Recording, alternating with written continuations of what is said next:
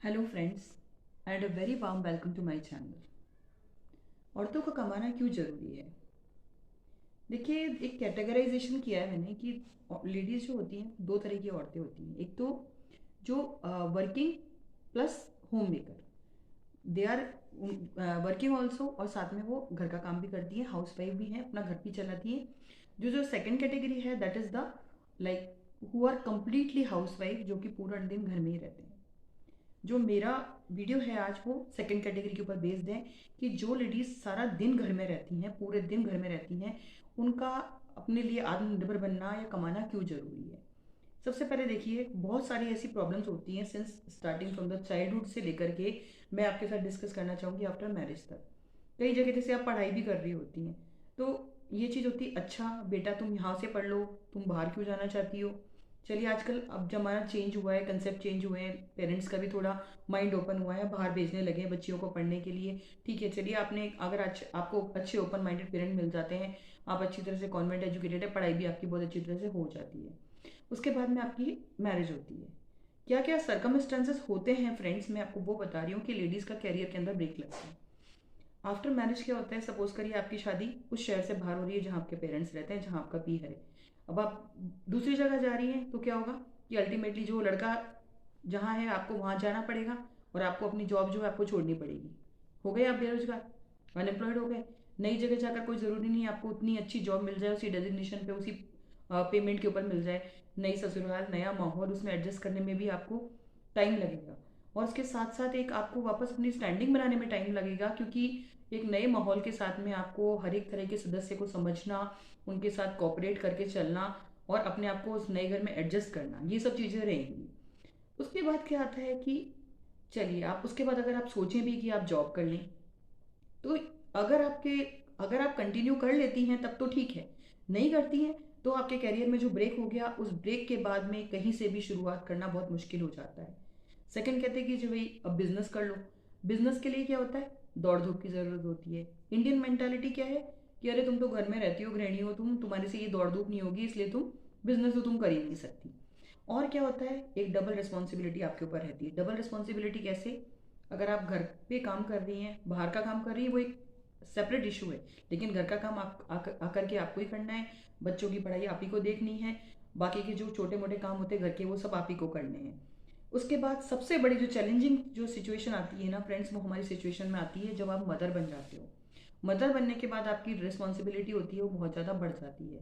एक छोटे बच्चे को यहाँ कहीं छोड़कर जाना मुश्किल हो जाता है। एटलीस्ट उसको आप थोड़ा वो बड़ा भी हो जाता है, तो उसके बाद भी आप क्या है कि जब तक वो थोड़ा ऐसा नहीं हो कि वो एक्चुअली उसकी डिपेंडेंस आप पर ख़त्म हो जाए, इसके लिए आपको काफ़ी time, at least 4 to 5 years wait करना पड़ता है। या तो उसके कोई ग्रैंड पेरेंट्स या कोई घर में संभालने वाले हों तो ठीक है। वो भी जॉइंट फैमिली में क्या होगा, कई बार एक दूसरा एस्पेक्ट शेयर करना चाहती हूँ कि जॉइंट फैमिली में भी अगर आप चले गए सुबह जॉब जॉब करने के लिए, सुबह का काम आप भागते दौड़ते करके जाते हो, और शाम का खाना आप वापस आके बनाते हो, सबको सर्व करते हो ले जा करके, थके मांदे आप सोते हो। लेकिन क्या होता है, आपको ताना सुनने को मिल ही जाता है कि ये बहू तो हमारी बाहर नौकरी करती है, पीछे में बच्चों को देखना पड़ता है। ये सब चीज़ें हो जाती हैं, क्योंकि क्या है कि कोई भी चीज़ अगर आपके लिए कोई कर रहा है तो वो कभी ना कभी आपको एहसान जता ही देगा इस चीज़ का।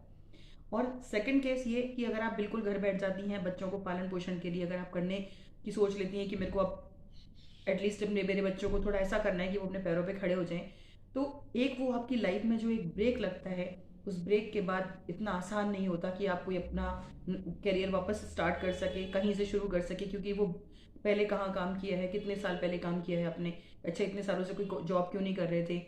मतलब एक सेकेंड इनिंग जिसको बोलते हैं ना, उसको शुरू करना बहुत ज़्यादा मुश्किल हो जाता है।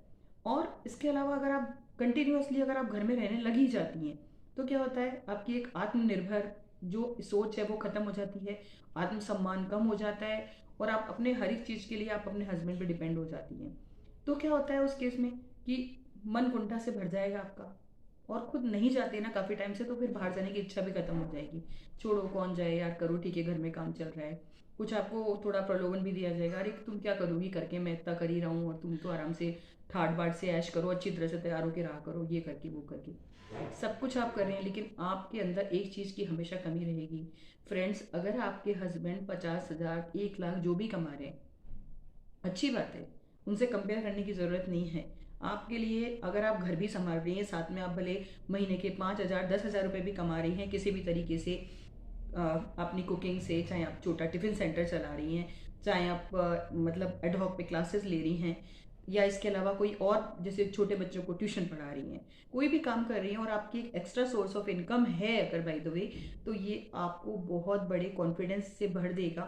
और अल्टीमेटली ये चीज़ ज़रूरी है कि आपकी पूरी तरह से पार्टनर पे अपने सर्वाइवल के लिए डिपेंडेंस नहीं होनी चाहिए।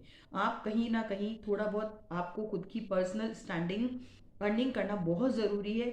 कई बार मैंने ऐसे देखा है, कई लेडीज़ बहुत बहुत कॉपरेटिव एटीट्यूड की होती हैं और बहुत गलत चीज़ भी बर्दाश्त करती रहती हैं अपने हस्बैंड की, चाहे इंटरनली वो बिल्कुल लाइक नहीं करती उसको, लेकिन they are force to stay with that person. क्यों? क्योंकि वो खुद आत्मनिर्भर नहीं है, वो कुछ भी नहीं कमाती। और छोड़ने के बाद क्या होता है फ्रेंड, वापस उस चीज़ को पकड़ना बहुत मुश्किल होता है। इसलिए कोशिश यही करिए कि कहीं से भी छोटी सी शुरुआत करिए। और देखिए, दो ही ऑप्शन होते हैं, या तो आप सेल्फ सफिशिएंट बन जाइए ताकि आपको अपने सर्वाइवल के लिए दूसरी जगह किसी पर भी डिपेंड करने की ज़रूरत ना पड़े, और आइदर कीप सफरिंग। सफरिंग वो किस लिए है? क्योंकि अगर आपके अंदर कहीं भी कैपेबिलिटी है, आप सक्षम हैं करने के लिए, मैं तो कह रही हूँ अगर आप पढ़ी लिखी नहीं है बहुत ज़्यादा तो भी कोई बात नहीं, ब्यूटी पार्लर का कोर्स कर लीजिए, अपना एक छोटा ब्यूटी पार्लर खोल लीजिए। कोई भी आजकल तो बहुत सारी ट्रेनिंग वगैरह दी जा रही है, कंप्यूटर कोर्सेज कर लीजिए, कुछ भी ऐसा काम करिए जिससे कि आप आत्मनिर्भर बन सके। मैं तो कह रही हूँ अपना यूट्यूब चैनल भी है, आजकल कुकिंग चैनल्स इतने मशहूर हो रहे हैं, अपना एक छोटा सा कुकिंग चैनल शुरू कर दीजिए और आप जो भी अच्छा बनाना जानती हैं, जो भी रेसिपीज आप जानती हैं वो आप शेयर कर सकती हैं। आई मस्ट से, मैं ये नहीं कहती कि आदमियों को, अगर बाय द वे आदमी नहीं कमाते तो उनको लोग ताना मारते हैं, और वो काम करते ही हैं हर हालत के अंदर, लेकिन स्त्रियों का, लेडीज़ का कमाना भी, गृहिणियों का कमाना भी साथ में उतना ही ज़रूरी है, ताकि वो एक आत्मनिर्भर सोच के साथ, अपने एक आत्मसम्मान के साथ, वजूद के साथ आराम से रह सकें और अपनी एक अच्छी लाइफ जी सके। उससे क्या होगा, फैमिली के लिए भी बेटर रहेगा और अल्टीमेटली ये उनको खुद भी खुश रखेगा। क्योंकि जब आप बिजी रहते हो तो आपके लिए इधर उधर की बातें सोचने का टाइम नहीं मिलता, घर में ही रहोगे, इधर उधर की बातें सोचोगे। कई बार क्या होता है, अनवांटेड चीज़ों पे जिन पे ध्यान नहीं जाना चाहिए उधर भी ध्यान जाएगा।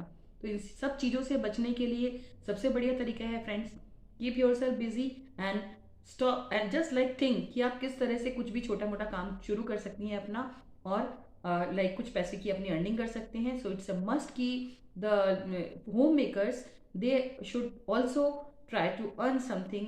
थोड़ा छोटा अमाउंट हो सकता है, कोई बात नहीं, लेकिन आत्मविश्वास उससे जो मिलेगा आपको, वो बिलीव मी बहुत बड़ा होगा। This is all for today, signing up for now. Thank you so much. Please like, share and subscribe my video.